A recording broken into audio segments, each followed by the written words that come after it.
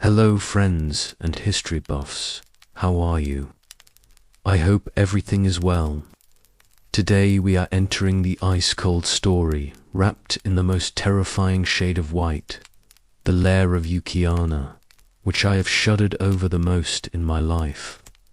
If this eerie and dark mythology journey interests you, don't forget to like the video and subscribe to join our family. Also, thinking of that deafening silence of the snow, I wondered, what is your favorite music genre? Let's meet in the comments. Snow falls in a way that silences the world, turning the landscape into a pale and distant dream. It settles in thick layers over the mountain pines, softening their shapes until they seem almost spectral themselves. The wind moves slowly at first, pushing fine crystals across the surface of the untouched drifts, whispering through the trees, as if trying to warn anyone who still lingers outside. And in the dim light of a winter evening, everything feels suspended between the living world and something older, colder, and infinitely patient. A lone traveler pushes forward along a narrow trail, bundled tightly against the deepening cold. His lantern swings with each step, throwing a weak circle of gold across the snow that disappears almost as soon as it forms. The night has begun to thicken, and with it comes that unsettling quiet that descends only during storms. The kind of quiet that makes people turn their heads, wondering if they are truly alone out here. The air begins to feel different. Not simply cold, but empty, as if the warmth inside the body is being drawn away by something unseen. And in moments like these, in the space between a heartbeat and the next gust of wind, travelers throughout Japan's snowy regions have spoken of feeling watched.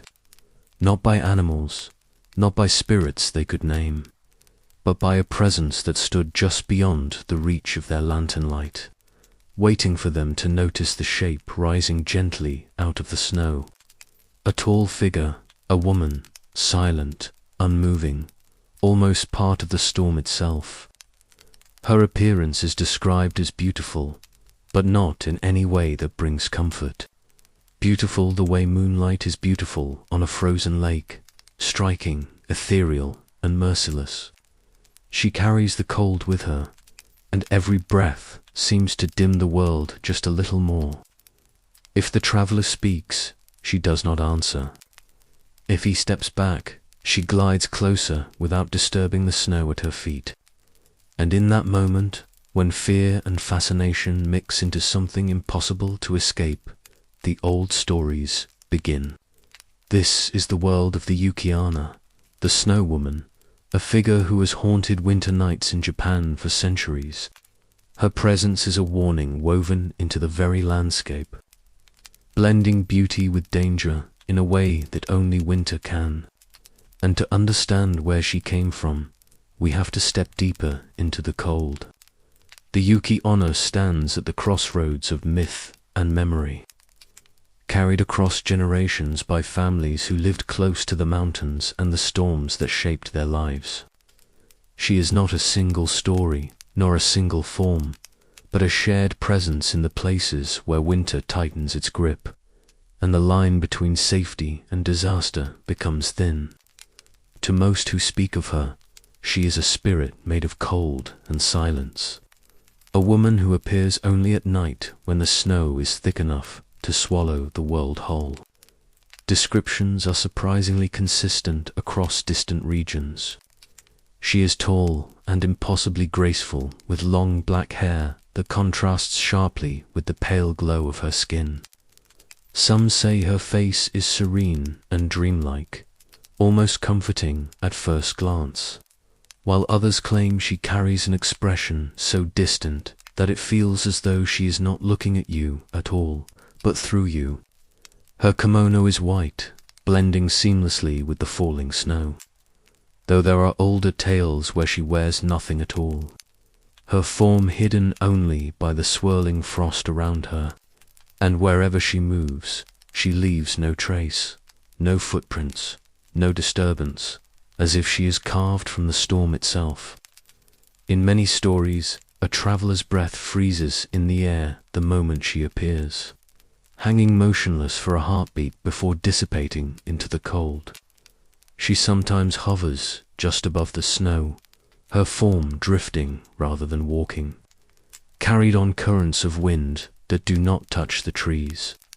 Her presence is silent, but silence is perhaps the strongest part of her lore. It surrounds her like a cloak, muting the world until the only sound left is the faint rustle of snow settling on distant branches. She is often portrayed as both beautiful and terrifying, a combination that reflects the dual nature of winter in Japan's mountainous regions.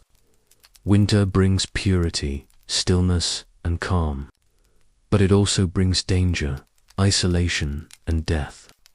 And just as the first snowfall can be enchanting, the same storm can swallow a traveler without a trace. The Yuki-Onna embodies this tension perfectly. She is the beauty of the snow, and she is the danger hidden beneath it. But beyond her appearance, what makes the Yuki-Onna so compelling is the way she shifts between roles. Sometimes a killer, sometimes a guardian, sometimes a wife, sometimes a wandering soul searching for warmth she can never truly touch. She is as inconsistent as the winter weather, shaped by fear, admiration, and the quiet respect that rural communities held for the mountains that sustained them. To truly understand her, we must explore not only the stories people told, but the world in which those stories were born. A world where survival depended on listening closely to the warning carried on the wind, and where danger often approached on silent feet. The Yuki-Onna legend emerged from the regions of Japan, where winter shapes not only the landscape but the rhythm of daily life. In areas such as Nagata, Aomori, Akita, and Nagano, snow can fall so heavily that entire villages become isolated for weeks before modern transportation and weather forecasting. A sudden storm could erase the boundary between safety and danger in a matter of minutes. In this environment, stories served not only as entertainment, but as a practical guide for survival. Much of what we know about the Yuki-Onna comes from a blend of oral tradition and written accounts from the Edo period. During this time, storytellers traveled from village to village, gathering local beliefs and transforming them into collections of kaiden, traditional ghost stories that captured the imagination of both rural communities and urban audiences. These stories often blended Shinto ideas about spirits inhabiting the natural world with Buddhist concepts of wandering souls, creating a system of belief where the line between nature and spirit was constantly shifting. Winter, in particular, was viewed with a mixture of respect and fear. The mountains held spirits of storms, winds, and snowfall, and the dangers of the season were woven into tales that parents passed to their children. The Yuki-Onna became a symbol of that danger, a figure who embodied both the beauty of the snow and the threat hidden within it. Her legend was shaped by the very real risks faced by those who traveled through forests and mountain passes during the coldest months of the year, when entire communities depended on their ability to read the weather and respect the mountains. A story about a spirit who appeared during deadly storms carried a message that was difficult to ignore, because each region developed its own version of the Yuki-Onna. The stories differ in detail but remain unified in purpose. Some portray her as a ghost of a woman who died in the snow. Others see her as an ancient nature spirit that predates recorded history. In both cases, she emerges from the same cultural context, communities seeking to explain the unpredictable force of winter and to personify it in a form that could be remembered, retold, and respected. Descriptions of the Yuki-Onna are remarkably consistent across Japan. suggesting that her image resonated deeply with people who lived in the mountains and snowbound regions. She is almost always depicted as a tall, slender woman with long black hair and skin so pale that it appears to glow in the moonlight. Her clothing varies from story to story, but a white kimono is most common, a garment that blends seamlessly with the winter landscape. In older accounts, she appears without clothing at all, her figure concealed only by the swirling snow around her, emphasizing her connection to the natural elements rather than to human society. One of her most distinctive features is her movement. The Yuki-Onna leaves no footprints, even when standing on freshly fallen snow, and she often drifts across the ground rather than walking. In some stories, she appears suspended in the air, her form carried by the wind as effortlessly as the snowflakes that surround her. This ability to move without disturbing the environment reinforces the idea that she is not bound by the physical rules of the living world. Her breath is another defining element of her legend. In many tales, a single exhale from the Yuki-Onna can freeze a person instantly or drain the warmth from their body until they collapse in the snow. This power is described not as malicious magic, but as an extension of the cold itself, a natural force expressed through a supernatural form. Other stories describe her as able to manipulate the weather, intensifying a storm or appearing at its height. Though these abilities vary depending on the region and the storyteller, the Yuki-Onna's behavior is more complex than her powers. She does not always approach her victims with hostility. Sometimes she appears simply to observe, watching travelers in silence before vanishing into the falling snow. In other stories, she tests a person's character, sparing those who show kindness or humility and punishing those who act carelessly or disrespectfully. This moral dimension reflects the broader structure of Japanese folklore, where spirits often reinforce social values through their interactions with humans. Taken together, these traits form a portrait of a figure who is both familiar and alien, a woman shaped by winter's beauty and its danger, existing at the boundary between the natural and the supernatural. Her presence serves as a reminder of how fragile life becomes in the face of the cold, and how easily the landscape can shift from peaceful to perilous. The earliest stories of the Yuki-Onna were shaped by the landscape and the needs of each community. Villagers in Niigata told of her drifting silently through mountain passes on nights when the wind carried fine sheets of snow through the air, appearing as a pale figure whose presence warned travelers to turn back before the storm worsened. These stories focus less on hostility and more on caution, portraying her as a spectral reminder of the boundary between safety and exposure. In Aomori, the Yuki-Onna often appeared as a woman standing alone beside a frozen river or at the edge of a forest path, her long hair blowing in the wind despite the stillness of the air. Travelers described encounters where she asked simple questions, where they were going or why they were out so late, but her voice was almost too soft to hear. If someone answered politely, she faded away without incident. If they ignored her or spoke with disrespect, the temperature around them would drop so suddenly that the lantern in their hand would extinguish, leaving them disoriented in the dark. Nagago's stories present a different tone. Here the mountains are steep, the passes narrow, and the storms unforgiving. People spoke of the Yuki-Onna appearing during blizzards, moving just ahead of a traveler, her figure barely visible through the swirling snow. In these tales, she is more ominous, leading people deeper into the storm until they lose their bearings. The danger was real enough that these stories served as warnings, especially to young men who believed they could outpace the winter or ignore the advice of elders. In Akita and Yamagata, the Yuki-Onna sometimes appeared near remote houses or by the entrance to small villages, tapping softly on doors during heavy snowfall. Families were instructed never to invite her inside. For once, warmth surrounded her. She would lose the restraint of the cold and drain the heat from the home.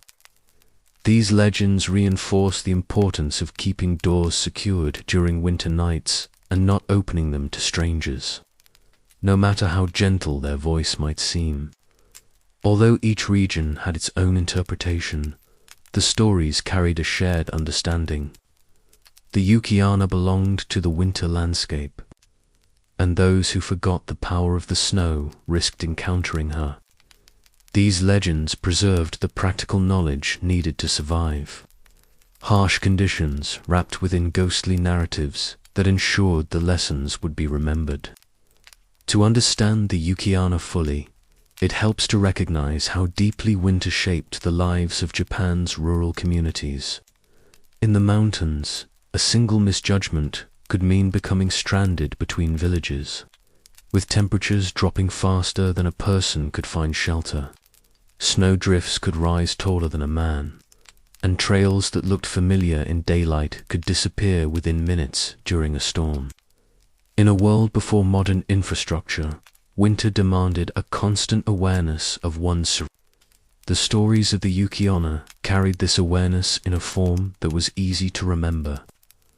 A tale about a spirit who lured travelers from safe paths was also a reminder not to wander during a blizzard. Legends of a pale woman who froze anyone who spoke carelessly to her, encouraged respect toward strangers, and taught younger generations the importance of humility. Even the stories that described her appearing at night, tapping on doors or windows, reinforced the practice of keeping homes securely closed against the cold, and against anyone who might be seeking warmth at the expense of those inside. Folklore often served as a way to translate practical advice into vivid imagery. Instead of telling children that the cold could kill quickly, elders explained that the snow woman moved silently through the night, and that she appeared most often to those who strayed from safe paths. Instead of warning young men about the dangers of overconfidence, they spoke of a beautiful spirit who tested the judgment of those she encountered. These stories carried lessons that were easier to pass down than simple rules because they engaged the imagination, while grounding their message in everyday experience. This blend of practicality and mystery is one of the reasons the Yuki-Onna endured for so long. She represented not only fear of the cold, but respect for it. In her presence, people could personify the invisible dangers of winter, its sudden storms, its numbing silence, its ability to claim the unwary without leaving a trace. The spirit became a reminder that the natural world demanded caution and that survival often depended on listening to those who understood its rhythms. Through these narratives, communities preserved essential knowledge in a form that could be carried across generations, long after the original storytellers had gone. And as the stories traveled from village to village, the Yuki-Onna became more than a warning. She became a symbol of the winter itself, beautiful and merciless in equal measure. Among the many regional variations of the Yuki-Onna, one of the most distinctive is the version known as the Mother variant, a story that appears primarily in the snow-heavy regions of northern Honshu.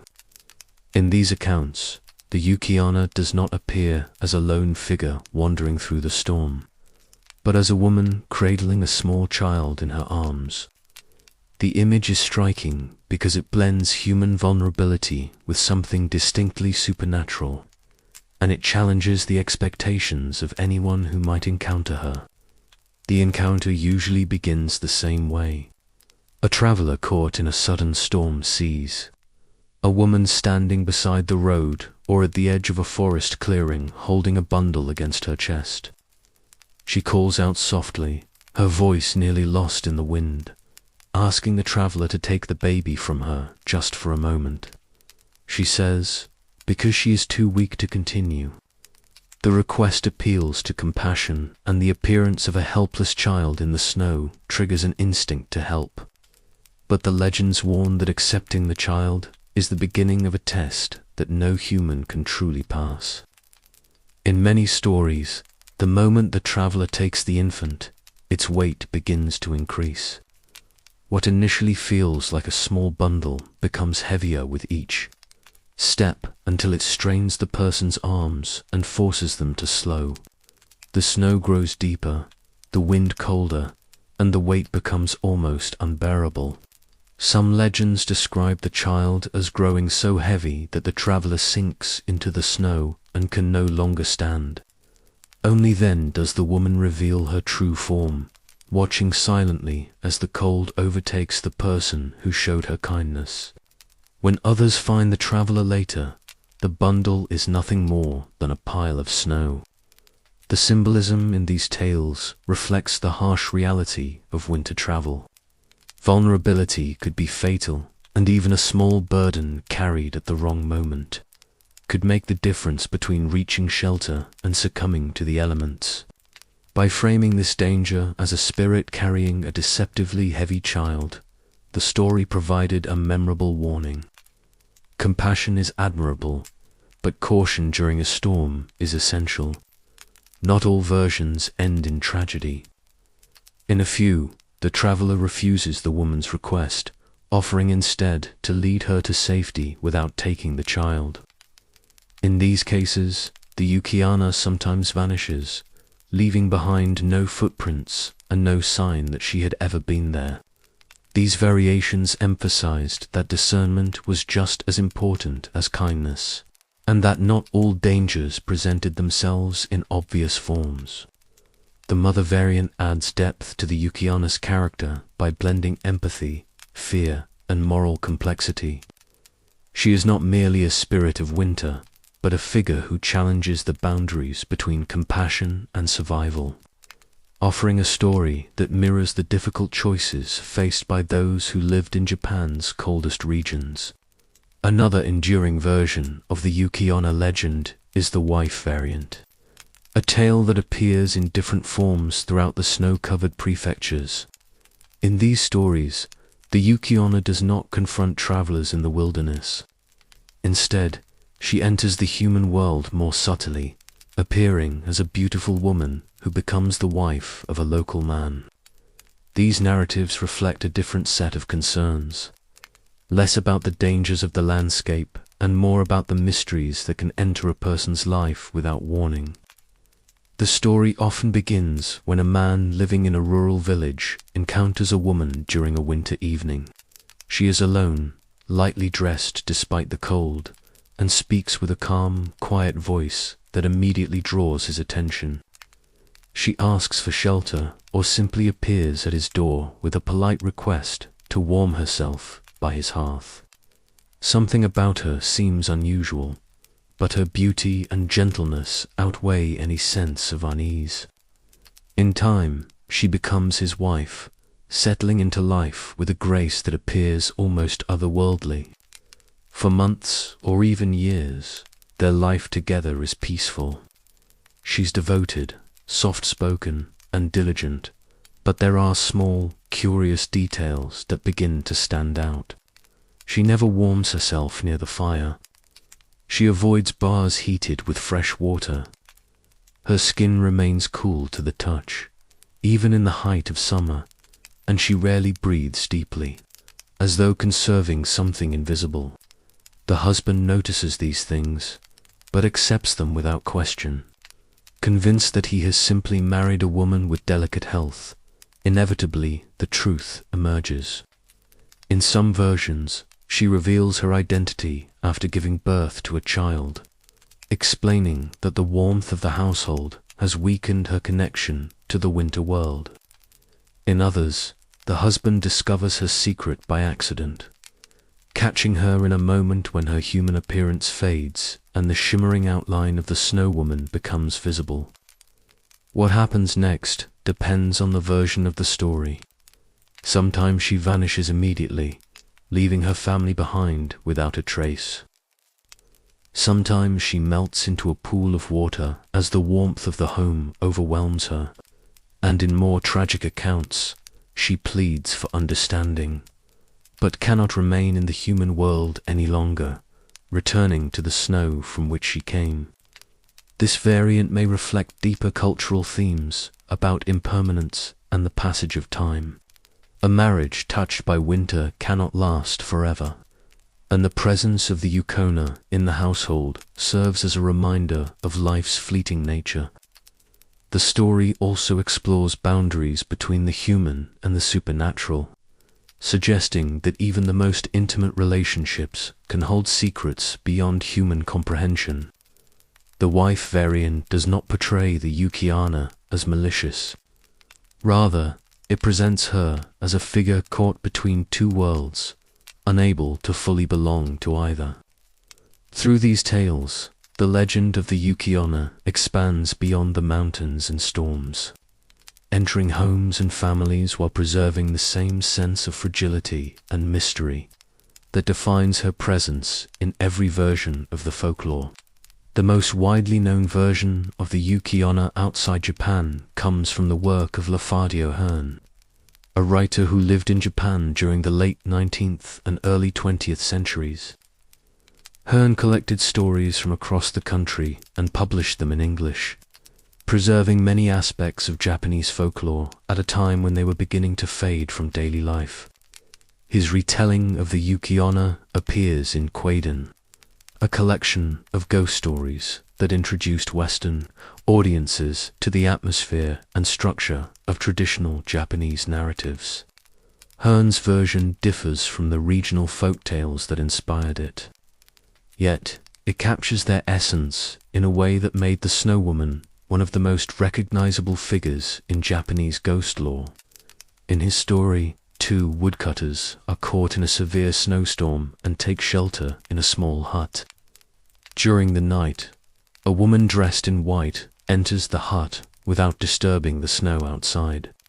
She kills the older woodcutter by breathing a cloud of freezing mist into him, but spares the younger one on the condition that he never speaks of what he has seen. The younger man survives the night, returns home, and attempts to put the experience behind him. In time, he meets a gentle and beautiful woman named Yuki, whose appearance is strikingly similar to the spirit he encountered. They marry, have children, and build a quiet life together. Many years later, he recalls the night in the hut and tells Yuki the story, unaware of the promise he once made. At that moment, Yuki reveals herself to be the Snow Woman. She spares him once more for the sake of their children, but she cannot remain in the human world. Now that the secret has been spoken, she leaves quietly, disappearing into the snow. Hearn's story presents the Yuki-Onna with a degree of sympathy that differs from earlier regional legends. She still possesses the power to kill, yet she also shows restraint, affection, and a sense of responsibility toward her family. This interpretation broadened the character beyond her role as a winter spirit and helped establish her as a figure of both beauty and sorrow. Hearn's writing also brought the legend to an international audience, cementing it as one of the best-known examples of Japanese folklore. While not an exact representation of any single regional tradition, Hearn's version captures the emotional depth and cultural context of the original stories. It combines danger with compassion, fear with tenderness, and ultimately reflects the complex relationship people have with winter itself. Through his work, the Yuki-Onna evolved into a figure with global recognition, her image shaped as much by literature as by oral tradition. To understand why the Yuki-Onna remains such an enduring figure, it helps to look at the symbolic layers woven into her stories. Japanese folklore often expresses ideas through imagery rather than direct explanation, And the Snow Woman's traits reflect the deeper emotions associated with winter survival and the human condition. The most prominent theme is winter is strikingly beautiful yet temporary, and its beauty often masks hidden dangers. The Yuki-Onna embodies this duality. Her appearance is serene and captivating, but she carries the cold with her wherever she goes. She reflects the idea that beauty can conceal risk, and that moments of stillness can shift quickly into moments of peril. This theme aligns with the broader Japanese aesthetic concept of manor, the awareness of life's fleeting nature. Another key theme is isolation. Many stories describe the Yuki-Onna, appearing to travelers who are alone on the road, moving through landscapes where sound is muted and visibility is reduced. The winter environment heightens the sense of solitude, and the Yuki-Onna becomes a manifestation of that feeling, a presence that approaches when a person is most vulnerable. The emotional impact of these stories lies not just in the fear of encountering a spirit, but in the recognition of how easily isolation can turn into danger. There is also the theme of boundary crossing. In several variants, the Yuki-Onna enters human spaces, forming relationships or testing the judgment of those she meets. Her presence challenges the distinction between the human world and the natural world, suggesting that these boundaries are not as solid as people believe. Her interactions often reinforce the importance of respect toward strangers, toward nature, and toward forces beyond human understanding. Finally, the Yuki-Onna carries a symbolic connection to memory and loss. In stories where she marries a human or raises a family, her departure is inevitable. She cannot remain in the warmth of the human world, just as winter cannot remain in the presence of spring. Her exits are quiet, decisive, and often tinged with sadness. These narratives mirror the experience of watching the seasons change, recognizing that beauty often comes with the promise that it will fade. Taken together, these themes explain why the Yuki-Onna continues to resonate. She represents fears rooted in the natural world, emotions tied to the passage of time, and values that shape the daily lives of rural communities. Her legend is not just a ghost story, it is a reflection of the landscape and the people who told it. Through her, winter becomes a character in its own right, mysterious, powerful, and unforgettable. While some versions of the Yuki-Onna depict her as restrained or even compassionate, many of the oldest accounts describe her as a far more dangerous presence. These stories originate primarily from remote mountain villages, where life depended on an intimate understanding of winter's risks.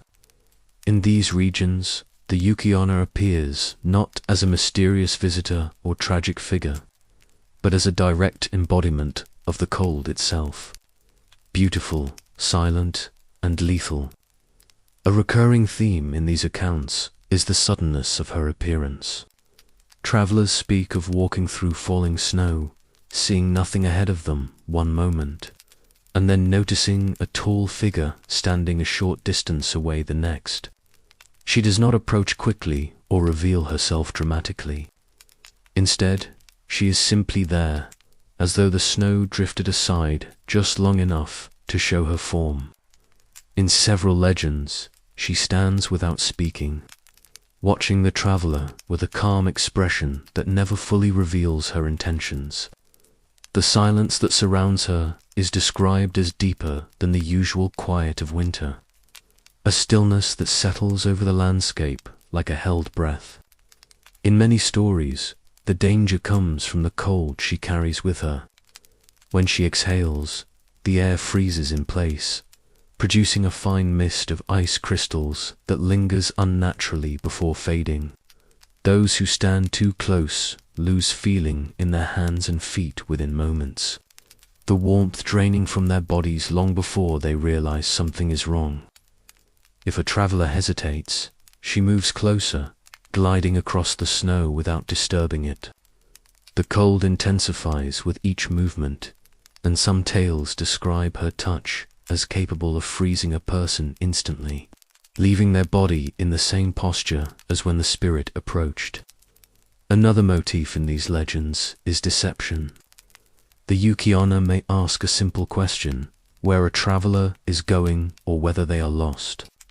Her voice is gentle, but those who respond often find themselves unable to continue speaking as the cold tightens around them.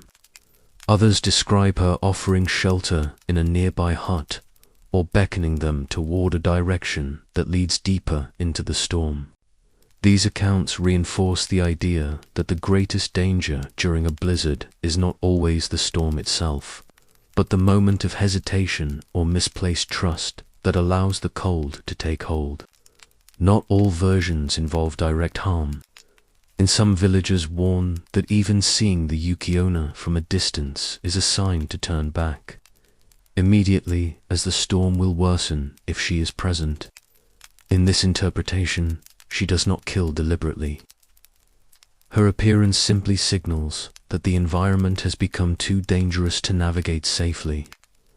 These stories highlight the aspects of winter that are most unforgiving: sudden weather changes, disorientation, and the rapid onset of cold that can overwhelm a person before they fully understand what is happening. By embodying these dangers in the form of a spirit, the Yuki-Onna became a figure who commanded respect and caution, reminding communities that nature often gives no warning before it turns perilous. Although many stories portray the Yuki-Onna as a threat, there are traditions that describe moments of compassion or restraint. These accounts add nuance to her character and reflect the broader role of spirits in Japanese folklore, where supernatural beings often possess a moral complexity that mirrors human behavior. In these variants, the Yuki-Onna remains a figure of winter, but she interacts with the living world in ways that reveal empathy, curiosity, or a sense of quiet judgment. One common version describes a traveler who becomes lost during a snowstorm and collapses from exhaustion. As the cold begins to overwhelm him, he sees a woman dressed in white standing nearby. Instead of approaching with hostility, she watches for a moment, then turns and guides him toward the faint outline of a village or a distant lantern. When he reaches safety and looks back, she has vanished into the swirling snow. Villagers explain that he was fortunate, that the spirit sometimes takes pity on those who show humility or genuine fear, sparing them rather than testing them. Another story tells of a young couple struggling to survive a difficult winter. Food is scarce, firewood limited, and their home grows colder each night. One evening, a woman dressed in white appears outside their door, but does not approach. She stands quietly, observing the home before disappearing without a sound. The next morning, the couple finds the storm has passed and clear skies stretch across the horizon, giving them a chance to gather resources and endure the season. In this version, the Yuki-Onna's presence marks a turning point, not through direct action, but through a subtle shift in the weather that gives the couple hope. There are also stories where the Yuki-Onna encounters children. Rather than harming them, she appears to watch over them or lead them back to their homes when they wander too far from their families during snowfall. These accounts emphasize her role as a guardian spirit, one who belongs to the winter landscape but is not bound to cruelty. The distinction often depends on the context of the encounter. Those who respect the cold may be spared, while those who act recklessly may find themselves at greater risk. These compassionate versions do not contradict the more dangerous interpretations. Instead, they reflect a worldview in which nature is neither wholly benevolent nor entirely hostile. Winter can be harsh, but it also brings moments of clarity, peace, and resilience. By portraying the Yuki-Onna as capable of mercy, These stories acknowledge the complexity of the environment she represents. She becomes a reminder that the natural world is unpredictable, shaped by forces that can both challenge and sustain life. The presence of these gentler narratives adds depth to the folklore.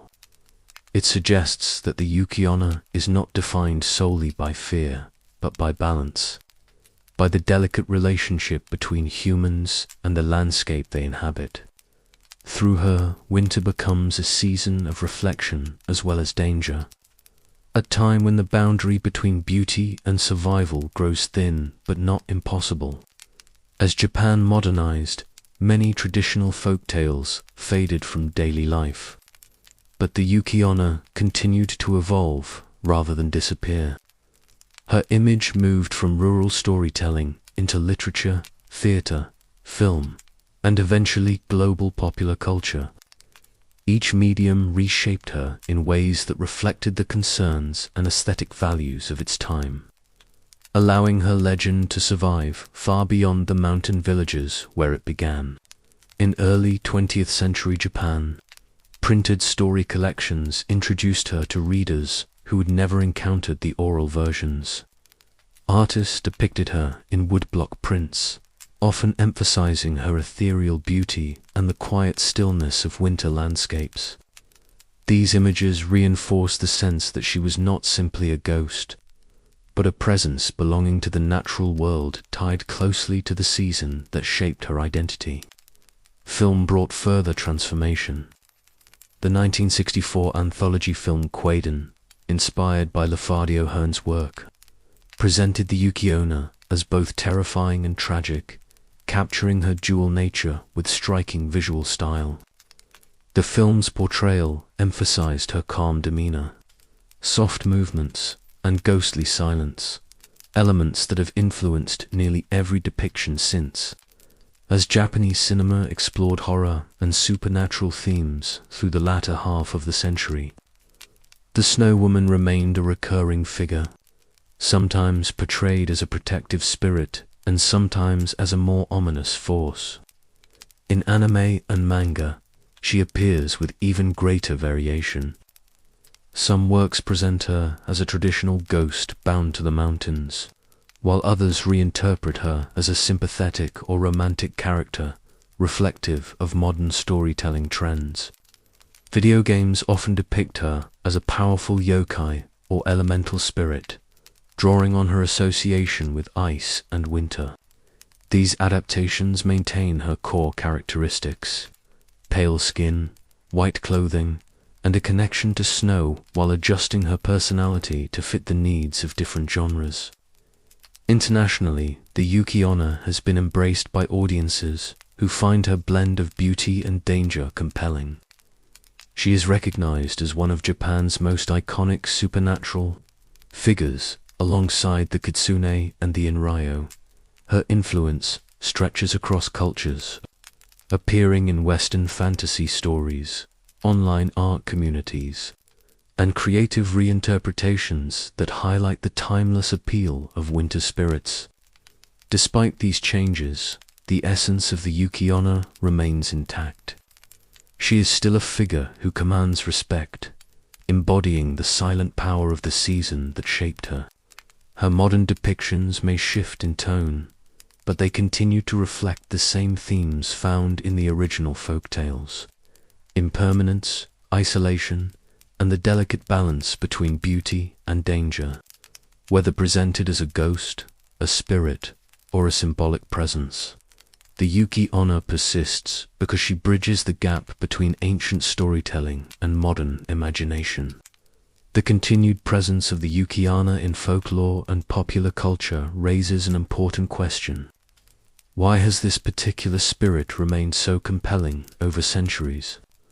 To answer that, it helps to consider the qualities that make her story resonate across time, geography, and cultural boundaries.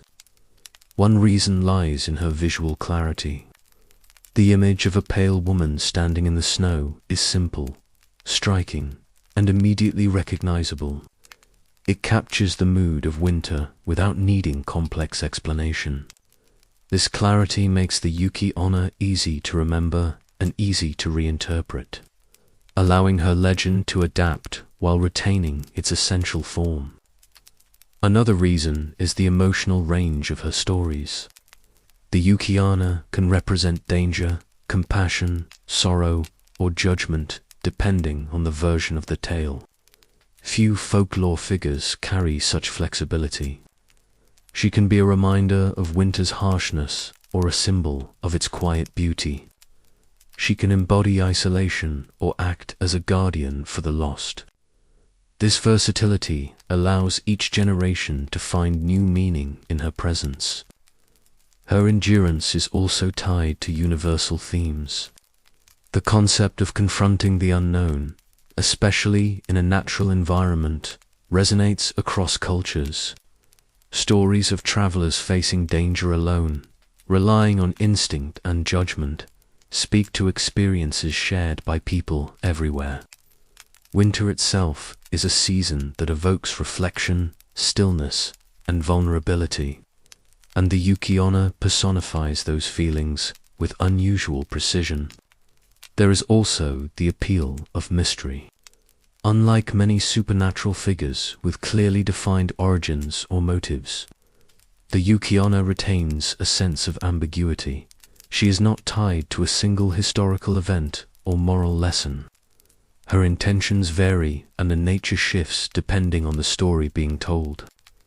This ambiguity allows listeners to project their own understanding onto her character while maintaining the sense of the unknown that gives folklore its power. Finally, the Yuki-Onna endures because she reflects a uniquely Japanese relationship with the natural world. Her legend teaches respect for the environment, recognition of the season's influence, and awareness of the delicate boundary between safety and danger. These themes have remained relevant throughout Japan's history, from rural communities living close to the mountains to modern audiences who explore winter through art, film, and literature. Together, these qualities ensure that the Yuki-Onna remains more than just a character from old stories. She is a cultural symbol, a reflection of winter's beauty and unpredictability, and a figure who continues to inspire imagination long after the snow has melted. As we look back across the many forms of the Yuki-Onna, what becomes clear is that she has never been just a ghost or a simple winter spirit. Her story is shaped by centuries of lived experience in regions where survival depended on respecting the landscape and listening closely to its warnings. The mountains, rivers, and forests of Japan's snow-covered prefectures created conditions that were both beautiful and unforgiving, and the Yuki-Onna emerged from that environment as a way to express the emotional weight of winter itself. Her presence captures the tension between fascination and fear.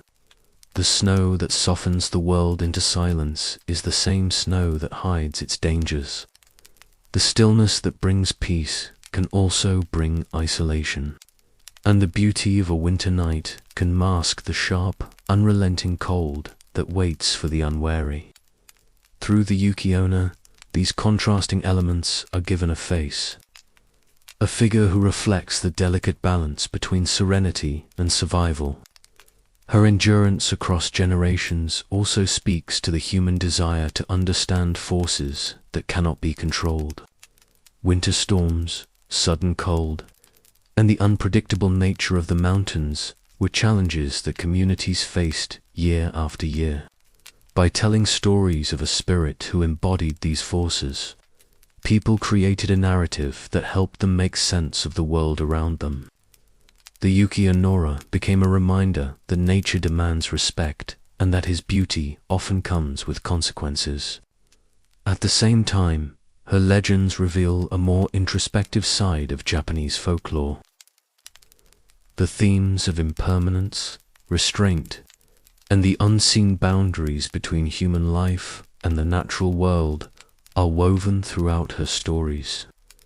She appears without warning, vanishes without a trace, and leaves behind questions that cannot be fully answered. That ambiguity allows her legend to shift with each storyteller, taking on new meanings while preserving the quiet sense of mystery that defines her presence. Whether she is depicted as a dangerous spirit, a tragic figure, or a gentle guardian, the Yuki-Onna remains a part of Japan's cultural landscape because she represents something more than a supernatural encounter. She reflects the emotional and environmental reality of winter, a season that is as awe-inspiring as it is perilous. In her, the calm beauty of a snowy night meets the ancient instinct to tread carefully when the world becomes silent. Ending conclusion and final thoughts. As the story of the Yuki-Onna comes to a close, imagine once more the quiet landscape where her legend was born. Snow drifts across the ground in slow, deliberate patterns, catching the faint light of the moon as it settles into the forest. The trees stand motionless, their branches heavy with frost, and the air carries the kind of stillness that seems to draw every sound inward. In the distance, the outline of a figure might appear for only a moment, pale, quiet, and perfectly still before fading into the falling snow. Her presence lingers in these places, not because she is seen, but because the world she represents still exists. Winter continues to cover the mountains and transform the landscape with the same mixture of beauty and danger that shaped the earlier stories. Travelers still feel a familiar chill when the temperature drops suddenly and the wind still moves through the trees in a way that suggests something waiting just beyond sight. The Yuki-Onna endures because she speaks to an emotion that has not changed over the centuries. She is the quiet voice of winter, a reminder that even in the most peaceful moments, nature holds a power that deserves respect. Her stories continue to be told not as warnings of a literal ghost, but as reflections of the world that created her. A world where life depended on awareness, humility, and a deep understanding of one's surroundings. When Yuki-Onna's storm subsides, only frozen memories and a snowy silence remain. Completing this eerie scene, we saw that nature can be both beautiful and cruel. Take care of yourselves until we meet again on the next dark journey.